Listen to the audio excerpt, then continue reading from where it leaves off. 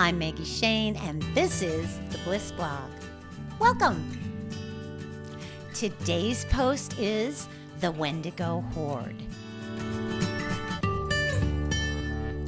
Trigger warning. This post is a parable about No Kings 3 on March 28th, 2026. If you don't want to hear about that, you can feel free to just skip right over this post. We'll be back to our regularly scheduled post next Sunday. Now, before I begin, a note. We now have a podcast edition. Last weekend, I decided to upload all the audio files from the first 15 videos I've done here and create a podcast edition. However, I didn't get the show notes in. I didn't finish what I was doing. I didn't realize they were going to go live immediately. So they did, and we had a rash of downloads. Welcome, all you new podcast listeners. I just want to say hi and welcome and let you know that, yes, every podcast will have show notes going forward, and I'll go back and fix the old ones too. Everything will have all the same notes and links, the text edition, the video edition, and the podcast edition going forward. And I really appreciate you all hopping on board. So now I'm going to tell you a story. The Wendigo Giants and the Awakened Villagers. The One-Shade villagers had long found ways to blame other people for their problems. They didn't have many problems, but the few they experienced were the fault of others. The polka dot people dressed way too brightly for their taste. The striped ones were noisy as hell. And those parades. What if the One-Shade villagers' children started joining in that nonsense? And the purple and teal paisley print villagers had loud celebrations and seasoned their food differently. Some of the other patterned folks were marrying people from the one-shaded village and bringing their culture with them. What would happen to the one-shaded culture? In fact, there really wasn't one. The one-shaded ones had all come from other villages long ago, and most had forgotten the culture of their ancestors and allowed their original colors to blend into a single shade. They have no memory of their original patterns, but they had them. But today, the solid-shaded ones considered themselves natives of their village and looked down on anyone who had come there more recently than their own families had. They didn't know that they were creating their culture right then with those attitudes and selective amnesia. It was a culture of hate. Hate, you see, is just fear left unchecked and then turned outward against whatever target you imagine has it coming. And the solid-shaded one's dislike of every other patterned person was really based on fear. Fear of anything different or new. Well, hatred has a way of growing once it gets started, and soon the villagers were blasting their hatred out into their world. Hatred of every other village but their own, and any people in their own village who had come from one of the others, and even their own people who were differently patterned in any way. And because thoughts are things, all that hate grew in, let's call it density, until it became manifest in their world. When fear and hate become physical, they form a particular type of beast, much like the Wendigo of Native American lore. It's eternally ravenous and can never devour enough to fill it up, making it greedy and defensive of its horde. The hatred caused the beast to multiply and then fed its offspring until there was a horde of them living in the woods just outside the village. They hoarded wealth and treasure and every kind of resource because, knowing they could never be filled up, they were desperate to ensure they'd never run out. But what they fed on most was the hatred spewed by the villagers against each other. For as long as they fought amongst themselves, the people would never recognize who was really responsible for robbing them. These super Wendigo make up 1% of the population of all the villages. But because they are a horde of hoarders, they've so far gathered up 29% of the village's wealth. For a long time, the villagers went about their lives unaware of the Wendigo horde their hate had created. By night and in secret, the beast siphoned wealth from the village, and people wondered where their money and crops were going. They worked ever harder, but somehow had less and less to show for it, and they began blaming each other for their losses, building on the hate that they'd already harbored. Members of their village who'd come from other places, members who were in any way differently patterned, they were blamed and persecuted more than ever before, which guaranteed there would be more hatred generated, which fed the growing Wendigo horde. Soon, the secret siphoning by night was no longer enough to sustain the Wendigo. The hungry beasts began raiding the villages in broad daylight and plain sight, taking whatever they wanted and leaving destruction in their wake. And soon they began raiding other villages as well, because as we know, there's never enough. The people, many of whom were now awake and vividly aware of the Wendigo menace, panicked. The beasts had grown so big that they seemed all-powerful. Some of the villagers wanted to take up pitchforks and torches and fight them anyway, while others felt hopeless and helpless against such immense power. Others blamed each other for the existence of the beasts in the first place and continued the old hatreds and infighting. But the hatred and anger made the Wendigo grow even bigger, and the herd sucked away even more resources every day. Finally, in desperation, the wisest of the villagers called on a sorceress from far away.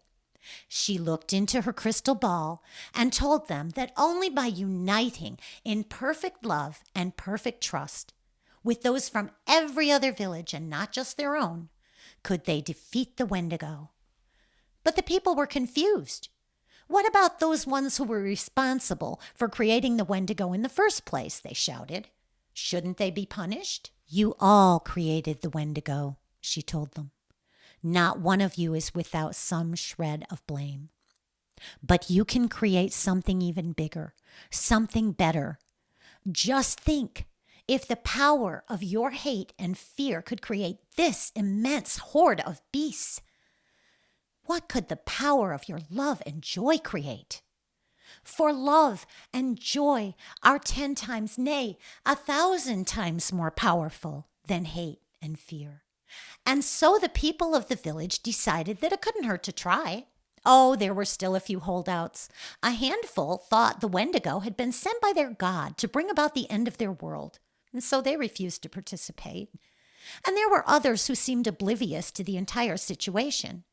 The villagers called those ones the sleepers. There were more of them than there should have been. About 1 in 4 villagers were walking around in a sort of functional coma where their logic just didn't work right. But the rest of the villagers decided to join together. They formed small groups in their neighborhoods at first, and then those groups connected with groups from other neighborhoods. At first, a lot of their meetings were spent bitching about the Wendigo, who'd managed to take seats now in the highest offices of the land, and they were making their looting and plundering the law. But in short order, the villagers recalled the words of the sorceress, that only by uniting as one in perfect love and perfect trust could they defeat the Wendigo. And so they started shifting their focus to different ways that they could act together in love and joy.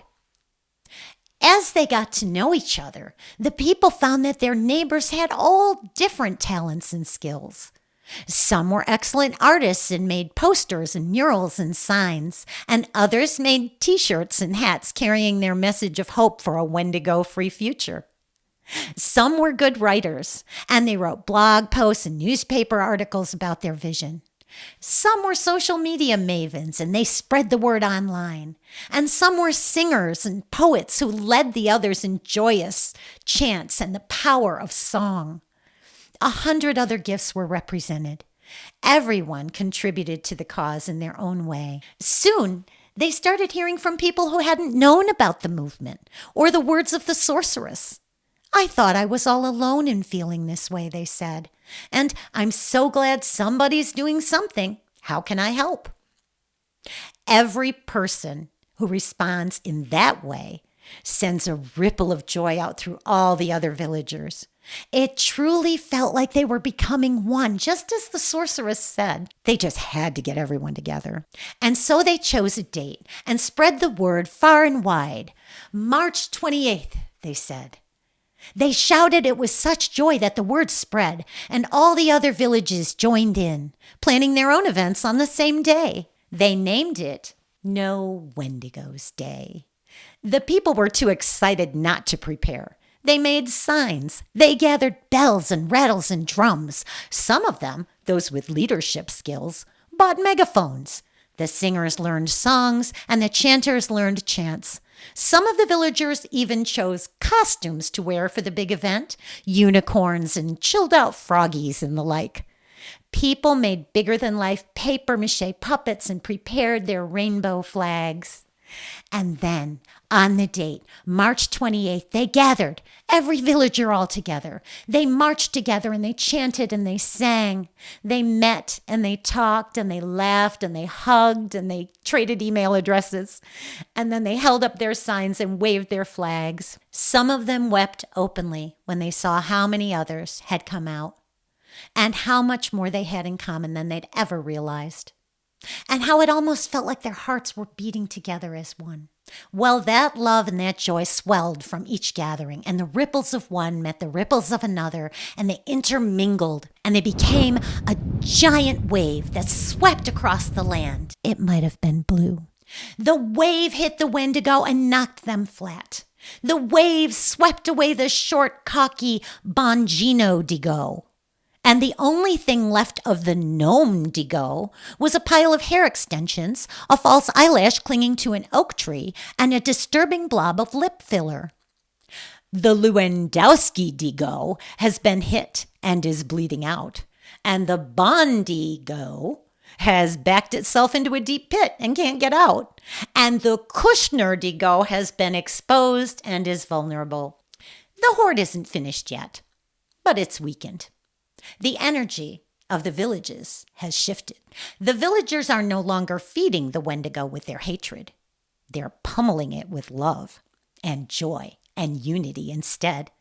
And more with their pure vision of the better world they're building, their Wendigo-free future. Every wave of that joyful power that hits the Wendigo weakens their grip on existence in this world. The illusion of their invincibility has been shattered, and that was the first step. But something strange is happening too. As the Wendigos shrink with every blast of love and joy, so too do the villagers grow, and their villages with them. Even the sleepers are made bigger by the efforts of the awake. The villagers celebrated their big win, and they continued to celebrate every little win that followed. Many Wendigo fell in that first wave. Many others were pushed to the edge of oblivion. And still others have walked away voluntarily, while even more mutter under their breath about leaving soon. They are weakened. They are scattering. But it took a long time and a lot of dark emotion to create this horde. It'll take some time and focus for the villagers to release it from their experience. But releasing the darkness is far easier than creating it was, because positive work has 1,000 times the force behind it as negative work does. It will take far less time than it took to create the problem to release it. There's a sidebar on why that is. It's because positivity and expansion are the natural forces of the universe. So the efforts have every force in existence behind them when they're positive. While working to banish or hex is much more difficult because you're paddling upstream. You're working against every natural force of the universe. And so the spring unfurled, and the united, joyous energy of the villagers grew and spread, and the villagers themselves grew in might and power, in wisdom, in love, and in joy too. They fed their vision with their attention and their time. They planned other events all summer long and into the fall, the autumn, November, say. And the more they got to know their neighbors, the more they began helping each other in myriad ways. When one was in need while another had plenty, they helped, they shared, and they grew. When the autumn came, again, I'm thinking November, their joy and love manifested a different kind of horde in the woods outside the village. Beings of glowing light appeared as a result of all their positive energy. The light beings surrounded the dwindling Wendigo to contain them and prevent them from doing any further harm until they could be eradicated entirely. The joy of the people grew tenfold after that, for this was truly the beginning of the end, November. And as sure as day follows night, the beasts, unable to plunder the people any longer, turned on one another and tore each other to shreds. The people came out into the forest, huge and glowing with power, to see these scrawny little starving Wendigo blink into oblivion one by one. But they also saw that those hateful, evil beasts looked just exactly like a darker, uglier version of themselves. Each villager saw his own warped face in one of the Wendigo. But then they turned and they looked at the light beings that had surrounded and contained the Wendigo, and they too were like looking into mirrors. Only these images were their idealized, beautiful, glowing faces. The lesson they learned from what they saw that day was one they would never forget. There was great celebration, and the stolen wealth was redistributed among the villagers. But above all the din of laughter and song, the message the villagers would most remember was that they must never again blame each other for their problems, nor let hatred grow among them, for hatred would make the Wendigo return. March 28th is next Saturday. Click the link below to find an event near you, and you can help create the next Wendigo busting wave of joy. I promise it'll help you feel better, and like the villagers in the story, you'll grow. And now a word from our sponsor.